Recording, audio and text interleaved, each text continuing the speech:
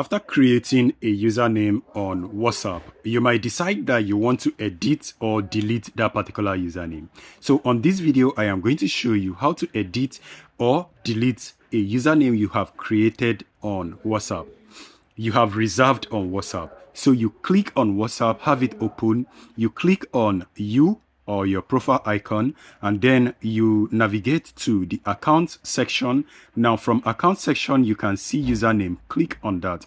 Now after you clicked on your username, to edit this username or to delete this username, click on the three-dotted icon on the top right hand area. You are going to see two options that says change username or delete username. If you want to delete the username, go ahead and hit delete. If you want to edit, click on change username. Now this is going to allow you to type or add anything that you want as your username, and once you are done, you click on save, and that is going to be saved as your reserved username. But I think I'm actually okay with TS Tech Talk.